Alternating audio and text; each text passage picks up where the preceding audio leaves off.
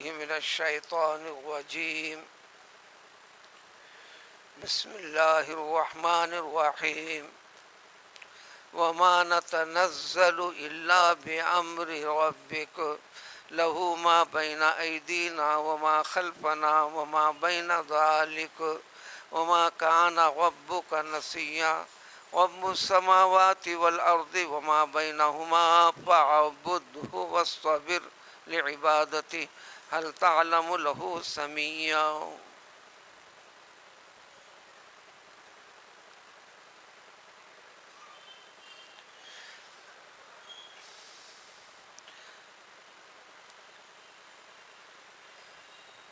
فرشتوں نے کہا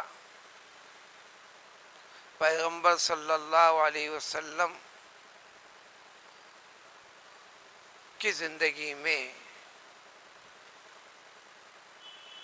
فرشتہ جو مقرر ہے ہر نبی کے لیے وحی لانے کے لیے، ایک پہلو ایک مرحلہ ایسا بھی گزرا پیغمبر صلی اللہ علیہ وآلہ وسلم پر کہ انسانوں کی جانب سے جو مخالفین تھے، مشرکین تھے، کچھ سوالات ان کی جانب سے ہوئے تھے، ایسے سوالات جس کو عام طور پر انسان جواب دے نہیں سکتا، اور یہ وہ چیزیں ہیں جس کے راز و رموز صرف اللہ تعالیٰ ہی جانتے ہیں، یا یہ وہ چیزیں تھیں جس کے اوپر بہت زمانے دراز گزر کر اس کے حقائق خلط ملط ہو چکے تھے۔ اس سوال سے متعلق ان کی غرض یہ تھی، ایک تو تنگ کرنا تھا، دوسرے اگر اس بارے میں جواب صحیح ہو جائے تو یقیناً یہ اللہ کے رسول حق ہیں، یہ جو فرماتے ہیں یہ اللہ کا کلام ہے، یہ اس کلام پاک کے بارے میں جو کہتے ہیں یقیناً اللہ تعالیٰ کا کلام پاک ہے وغیرہ۔ یہ حقائق تھے جس کے بارے میں آیت شریفہ نازل ہوئی، وہ سوالات جو پچھلے گزر چکے ہیں۔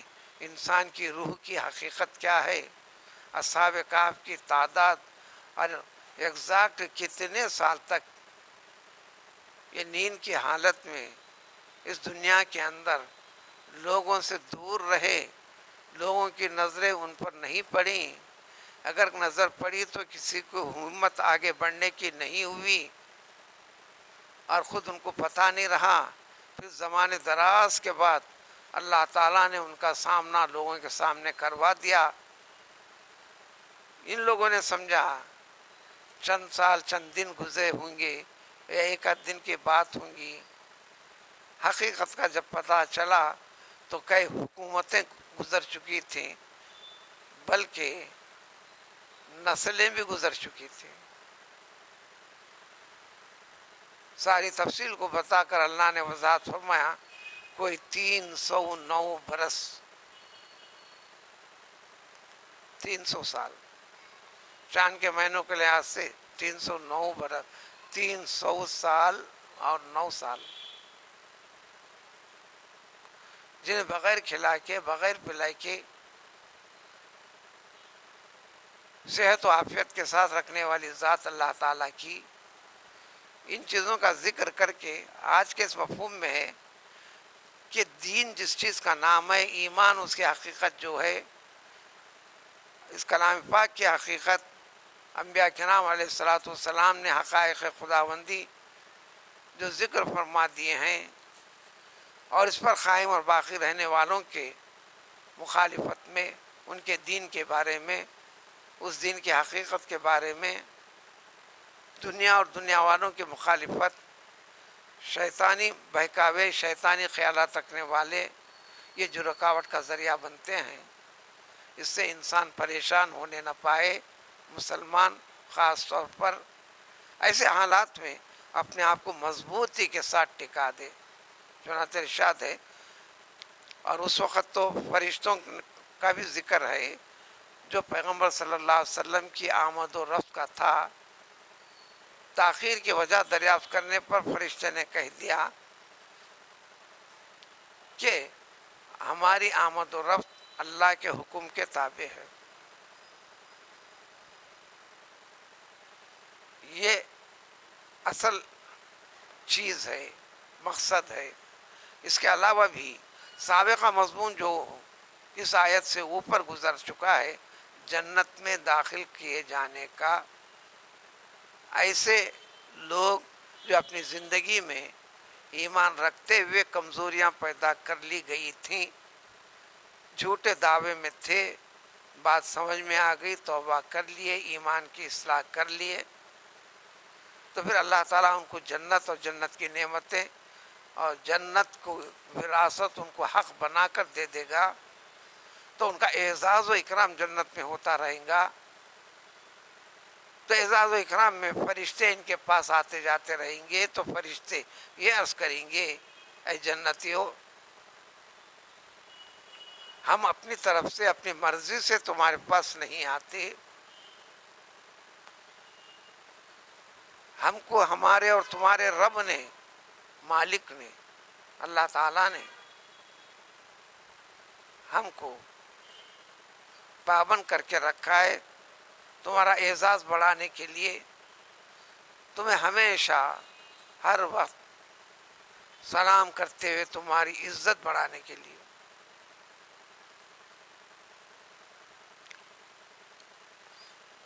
ترجمہ تو صرف آیت کا اتنا ہے، صرف اللہ کے حکم کے بغیر ہم بھی نہیں آتے۔ دنیا میں بھی جو فرشتے تمہاری مدد کے لیے آتے ہیں تو اللہ کا حکم ہے تو آتے ہیں۔ اس وقت تو پیغمبر صلی اللہ علیہ وسلم کے لیے راست اور ڈائریکٹ یہ نظام وحی کا سلسلہ تھا، ذکر کر دیا گیا، قرآن میں باقی رکھ کر اس کے تلاوت پر ثواب، اس کے معنی سمجھنے اور غور کرنے کا حکم، تلقین دے دی گئی کہ دیکھو تمہارا رب تم کو بھولا نہیں ہے، تمہارے ساتھ ہے، لہذا دین کے اوپر قائم باقی رہو، اس کی مخالفت کرنے کی وجہ سے دینی معاملات کے اندر کمزور نہ پڑو، بس اللہ کی رحمت کے طلبگار رہو، تمہارا رب تم پر مہربانی فرمائے گا۔ کیوں نہیں کرے گا؟ اس لیے کہ لہو ما بین ایدینا وما خلفنا، اچھی طرح سن لو، تمہارے پاس جو کچھ ہے، تمہارے آگے جو ہے، تمہارے پیچھے جو ہے، تمہارے سامنے جو ہے، یعنی کائنات کی ہر چیز پیدا اس نے کیا، مالک وہی ہے، نگران کار بھی وہی ہے۔ تو تم نے یہ کیسے سوچ لیا کہ شاید مجھے میرے رب نے بھول گیا ہو؟ اگر تاخیر کوئی چیز ہے تو حکمت خداوندی ہے، یا تمہاری اپنی کمزوری ہے، تمہیں یاد دلانا ہے۔ وما کان ربک نسیا، اب اس عقیدے کے اندر اچھی طرح بات بٹھا لو کہ تمہارا رب کون ہے؟ نسیان مانے بھول، نسیہ کبھی بھی کسی بھی چیز کے بارے میں اللہ سے چوک نہیں ہوتی، بھول تو یہ انسانی چیز ہے، اللہ تعالیٰ اس سے پاک ہے، اور جو بھول جاتا ہے وہ اس کو چھوڑ دیتا ہے، اس لیے یہ نسیہ کے معنی چھوڑ دینے والا۔ تمہارا رب کسی کو چھوڑنے والا نہیں، تمہارا رب کسی کو چھوڑنے والا نہیں ہے، بھولنے والا نہیں ہے۔ بہت سارے انسان کئی مصیبتوں میں پڑتے ہیں تو کہتے ہیں کیا ہمارا خدا ہم کو دیکھ نہیں رہا، کیا ہمارے ظلم و زیادتی کو نہیں جان رہا؟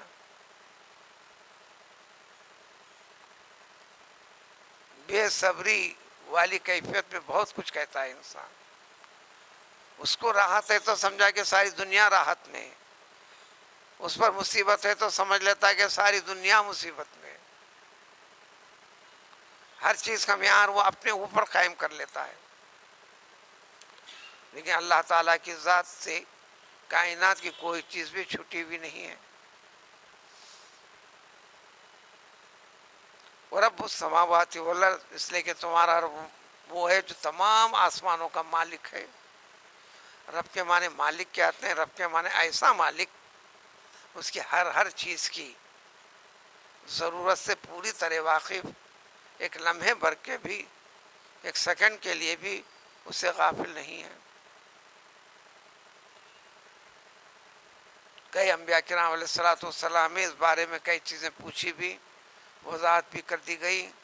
اس امت کے لیے سارے انبیاء کرام علیہ الصلوۃ والسلام میں جو اہم چیزیں گزری ہیں اس کا بھی تذکرہ کر کر ایمان کی حقیقت اس امت کو بتا دی گئی۔ تو دیکھو اللہ تعالیٰ کی ذات وہ ہے کہ ہر چیز کا مالک وہ ہے، سارے آسمان زمین کائنات کے درمیان میں اندر اوپر باہر جو کچھ ہے پیدا اسی نے کیا، مالک وہی ہے، لہذا عبادت کے لائق وہی ہے، اطاعت کے قابل وہی ہے، اس کا حکم سر آنکھوں پر۔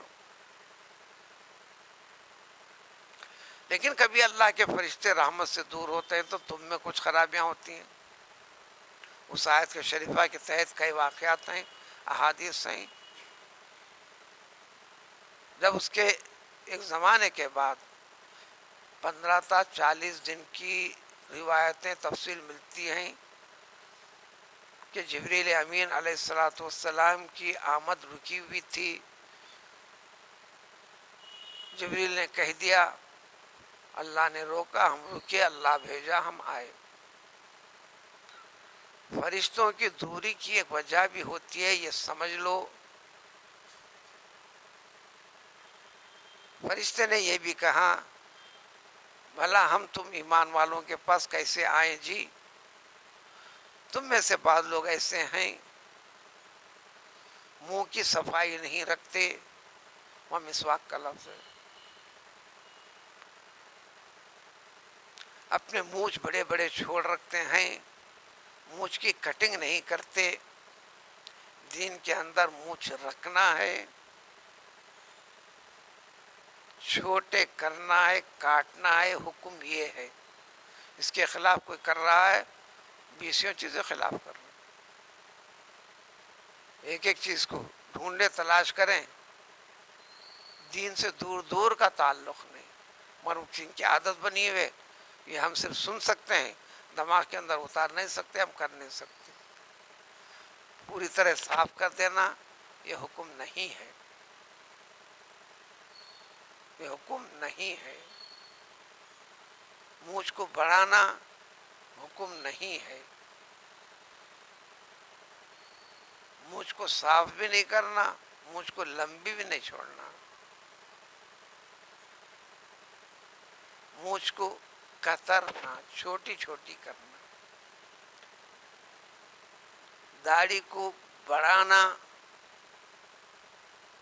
بڑھنے دینا، اتنی زیادہ بھی بڑھنے نہیں دینا۔ اس کے لیے معیار بتا دیا، آپ اپنے ہاتھ سے چہرے کے پاس سے ہاتھ پکڑیں گے، آپ کی مٹھی سے نیچے جو بال آئیں گے اس کو کاٹ دیں گے۔ یہی مسنون طریقہ ہے۔ ایک فریق نے یہ نکالا، نہیں ہاتھ بھی نہیں لگانا، جہاں تک جاتی جانے دینا، جانے دینا۔ بعض کے بال زیادہ بڑھتے ہیں، ہر انسان کے نہیں بڑھتے اتنے۔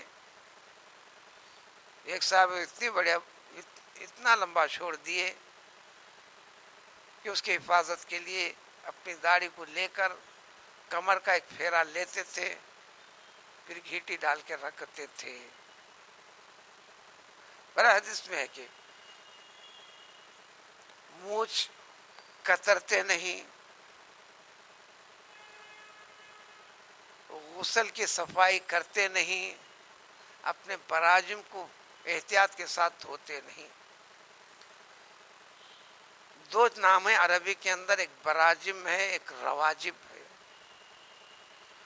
انگلیوں کے درمیان میں جو کٹ ہیں یہ رواجب ہے۔ بانس کے کٹوں کے اندر اس میں بھی ہلکا مائل بیٹھا ہوا رہتا ہے، اس کو صاف کرنے کا حکم ہے۔ اسی طرح دو انگلیوں کے درمیان میں بعض کے انگلیاں کافی ملی ہوئی رہتی ہیں، اس میں بھی میل اٹکا ہوا رہتا ہے، تو یہ لوگ اس کی صفائی نہیں کرتے۔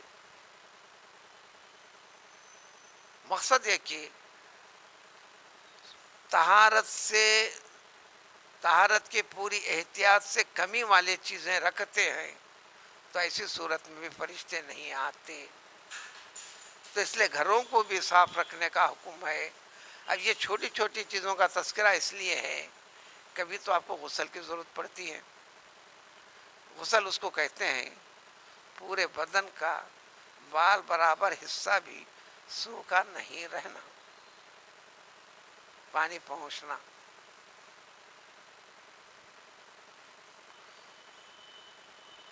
جب غسل نہیں ہوا ہے، اب اس کے بعد 1000 مرتبہ وضو کرو تو وضو کہاں سے ہوگا؟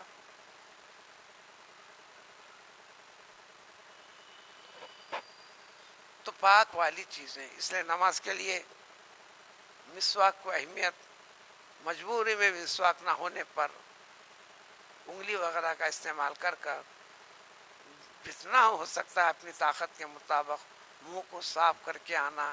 اس لیے کہ اب اس زبان سے، یہ زبان اللہ تعالیٰ اللہ کے ذکر کے لیے ہی پیدا کیے ہیں. انسان غلط فہمی میں ہے، میں جو چاہے بکوں گا، پکاروں گا، بکواس کروں گا، جیسا چاہے استعمال کر لوں گا. یہ انسان کی غلط فہمی ہے. الغرض ان تمام صورتوں میں اللہ کا حکم ہوا جب یہ تمہارا رب ہے تو تم اسی کی مانو، اسی کی عبادت کرو. اردو والے عبادت کا مطلب سمجھ گئے، خیر نماز پڑھنے کا نام عبادت، قرآن پڑھ لیا تو عبادت. ہاں یہ عبادت میں شامل ہے. عبادت کا مطلب ہے زندگی کے ہر پہلو میں تمہارا رب نے جو حکم دے رکھا ہے، زندگی گزارنے کے طریقے بتا دیے، حلال حرام کے طریقے بتا دیے. مسجد میں بیٹھو تو حکم دیا کہ قبلے کی طرف رخ کر کے بیٹھو. خالی یہ سمجھ لو، بیٹھ تو رہتے ہیں، جتنی دیر بیٹھے عبادت ہے. گھروں میں بھی، اس میں بھی قبلے کی طرف رخ کر کے بیٹھو. اس میں کیا عبادت کرنا ہے؟ خیال کرنا ہے کہ حکم ہے، خیال کرنا ہے کہ حکم ہے. اب بیٹھے ہیں، قبلے کی طرف پیر مت پھیلاؤ. خیال یہ کرنا ہے کہ اس کی تعظیم کا خالی خیال کرنا ہے. اور جو ان ساری چیزوں کا خیال نہیں کرے گا، جو چاہے کرے گا. ہماری نظر کو یعنی خود کو چھوڑ کر جو کچھ بھی ہے اللہ نے حکم دیا کہ سب اللہ کا ہے. آپ کو کیا حق پہنچتا ہے کہ اس سے نفرت کریں، اس کو الزام لگائیں، اس کو تہمت لگائیں، اس کو نقصان پہنچائے، اس کو گری ہوئی نظر سے دیکھیں؟ تمہارا کیا لگتا ہے وہ؟ تم اپنا دیکھو. جو عیب ڈھونڈنا چاہ رہے ہو اس کا مالک تو انہیں ہے، انہیں ہے. اس کو برا کہنا دراصل اس کو کہنا ہے. پارے شعر میں وضاحت کر دیا اللہ تعالیٰ، اور دوسری جگہ بھی، اے نبی، یہ لوگ جو مخالفت کر رہے ہیں، نبی کے پیچھے آڑ میں مسلمان بھی، اس کلام پاک پہ ایمان رکھنے والا بھی، یقین رکھنے والے کو بھی. دیکھو تم سے جو دشمنی کر رہے ہیں دنیا کے لوگ ہیں، تم سے جو نفرت کرتے ہیں، تمہاری جو مخالفت کرنا چاہتے ہیں، زندگی میں پریشان کرنا چاہتے ہیں، دنیا کی قومیں مل کر کرنا چاہتے ہیں، کیوں؟ تم سے نہیں کر رہے ہیں جی، ہمارے دے ہوئے حکم کو تم اپنانے کی وجہ سے ہمارے فرمان کی مخالفت کر رہے ہیں، یعنی اللہ کی مخالفت کر رہے ہیں.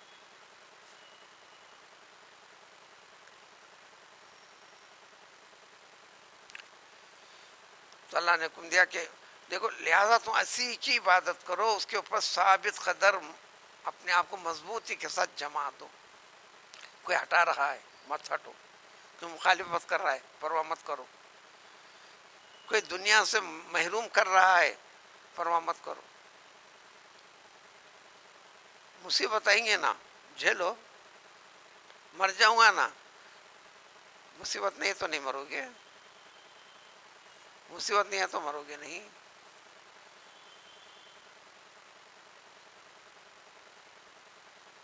جس دن پیدا ہوا سب سے پہلا سچ اس کے لیے یہی ہے، مرنے کے لیے پیدا ہوا ہے. انسان کی زندگی میں سب سے بڑا سچ یہ ہے، اس کو مرنا ہے. موت کے لیے ہی انسان پیدا ہوا ہے.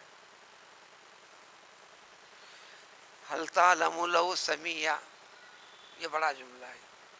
اسم سے سمیع، اسم سے سمیع. ایک سین میم عین الگ ہے، یہ سین میم یا. اسم نام، سمیع. پیغمبر صلی اللہ علیہ وسلم کو سمجھا کر اس کے ذریعے سے انسانوں کو اللہ کے جیسا کہیں تم نے سنا ہے کیا؟ اس جیسا نام کہیں سنا ہے کیا تم نے؟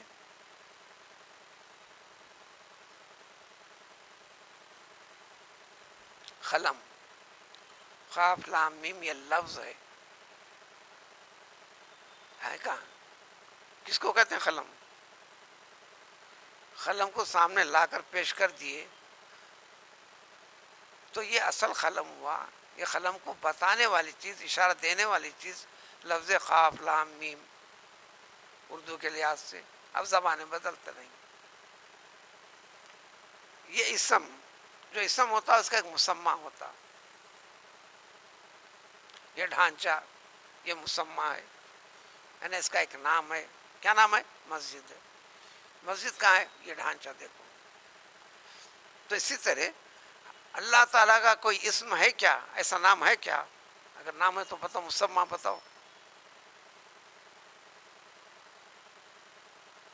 جیسا مسجد کہنے کے بعد ہے کہاں بتاؤ. یہ ڈھانچہ بتا مسجد ہے. تو مسجد ایک اسم ہے، اس کا مسمہ کہاں ہے؟ تو اللہ تعالیٰ فرمایا جگہ جگہ جگہ اللہ کی اطاعت، اللہ کی عبادت، وہی اطاعت کے قابل ہے، عبادت کے قابل ہے. اس کی عبادت میں کوئی شریک نہیں، اس کی ذات میں کوئی شریک نہیں. اس کے جتنے کام ہیں، یعنی وہ صفات بولتے ہیں، اس میں کوئی شریک نہیں. خالی یہ ذہن کو صاف کرنے کا نام اسلام ہے. ورنہ مطلق اللہ کا کسی کو انکار نہیں ہے. قرآن جگہ جگہ کہتا ہے. یہ کافروں سے پوچھ لو، ان سے پوچھو، لَيَقُولُنَّ اللہ، یہ سب پیدا کرنے والا اللہ ہے. لفظ الگ رہنے دو. یہ دیوڑو بولو، بھگوان بولو،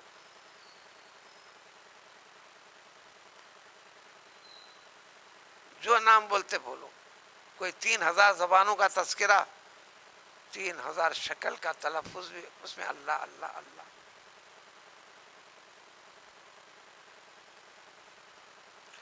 فرعون نے بھی کہا میں اللہ ہوں، نے بولا انا ربکم الاعلی. اے میری قوم کے لوگو، اس کی کیا سنتے ہو؟ جو بھی رب رب رب انہیں اس کا دکھنے والا ہے فلاں فلاں، ان تمام میں ایک بڑا رب ہوں، میں اللہ ہوں نہیں بولا.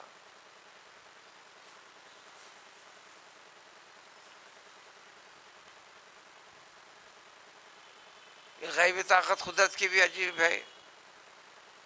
سینکڑوں بت بنا لیے، تراش لیے، رکھ لیے، نام مختلف رکھ لیے، لیکن کسی نے بھی جرات کرتے ہیں کسی بت کا نام اللہ بول کے نام نہیں رکھا. ہاں، صفات کے ساتھ جوڑ دیا، یعنی اللہ کے کام کے ساتھ جوڑ دیا. یہ شرک کرتا رہا. لیکن لفظ اللہ صرف اللہ کے ساتھ ہی خاص رہا، صرف اللہ ہی کے ساتھ خاص ہے. تو اللہ تعالیٰ فرماتے ہیں حل تعلم لہ سمیع، جو اللہ تعالیٰ کا نام اللہ ہے. ایسا نام کوئی سنا کیا؟ یہاں ترجمے سے بات سمجھ میں نہیں آئے گی. ہاں، تعلیم یافتہ طبقے کو جلدی سمجھ میں آتی ہے، وہ 20 حقائق کو جانتا ہے. جیسا چھوٹی ایک مثال سے ذریعے سمجھا، مسجد یہ نام ہے کہاں مسجد؟ یہ ڈھانچہ. جب نام ہے تو نام کے معنی مطلب کو بتانے والی چیز اصطلاح میں اس کو کہتے ہیں مسمہ. یہ اسم ہے تو اس کا مسمہ ہونا.